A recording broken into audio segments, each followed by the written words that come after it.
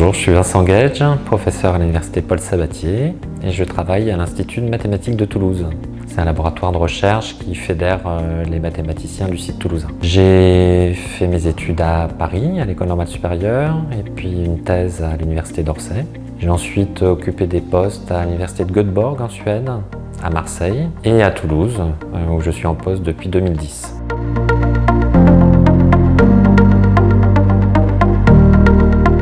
Alors, je suis un spécialiste d'analyse et de géométrie complexe.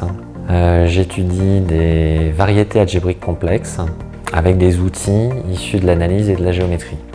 Donc un des objectifs, c'est de trouver des invariants qui permettent de distinguer ces variétés algébriques. En quelque sorte, on fait de la botanique mathématique. On essaie d'avoir une liste de caractéristiques qui permet de définir est-ce que deux variétés algébriques, ces êtres mathématiques que j'étudie, sont les mêmes, auquel cas on les range dans une même vitrine, ou est-ce qu'on arrive à les distinguer à l'aide de ces invariants. Il y a des invariants qui sont de nature algébrique parce que ces variétés sont définies par des équations. Certains invariants sont de nature plus géométrique, on s'intéresse à la forme de ces variétés, et d'autres invariants sont de nature analytique. On fait appel par exemple à la théorie des équations aux dérivées partielles. Du coup, il faut jongler entre différents points de vue. C'est à la fois une source de difficulté, il faut parler des langues un petit peu différentes, et en même temps, c'est une source de richesse quand on arrive à confronter ces éclairages différents.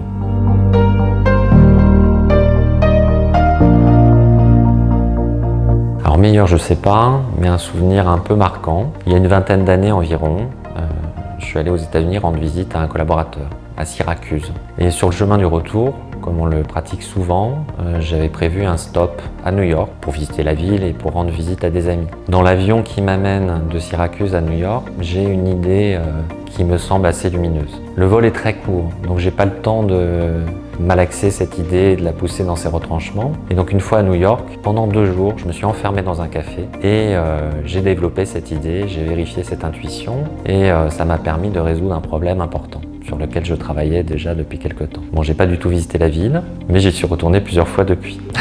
Ce genre de déclic, c'est assez rare et ça, en fait, assez peu représentatif de ma pratique quotidienne de la recherche. Je pense que la plupart de mes belles découvertes sont en réalité le fruit d'un effort collectif. J'ai une vingtaine de collaborateurs et de nombreux souvenirs marquants avec eux.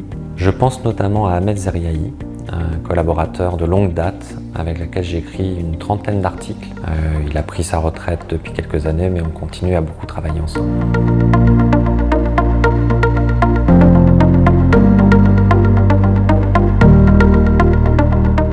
Donc l'objectif du projet, c'est d'aborder la classification des variétés algébriques à l'aide d'un nouvel outil, le flow de Ricci. Cet outil a été introduit dans le cadre de la géométrie riemannienne et il a donné des résultats spectaculaires ces 20 dernières années. Donc il nous faut comprendre ces développements récents, appréhender les techniques qui ont été développées, les adapter au contexte de la géométrie complexe et en inventer de nouvelles. La difficulté principale provient de la présence de singularités algébriques qui contiennent une grande partie des informations géométriques. Il faut étudier et mieux comprendre le comportement asymptotique de métriques canoniques près de ces singularités. Le projet comprend 6 chercheurs permanents répartis entre Paris, Angers et Toulouse, une dizaine de doctorants et de postdoctorants. Le financement obtenu va nous permettre également de développer une coopération internationale avec des collègues marocains et sénégalais et il va nous permettre d'inviter les meilleurs spécialistes du sujet. Donc c'est une grande chance pour notre équipe et je remercie la Fondation Charles Desforêts pour ce prix prestigieux.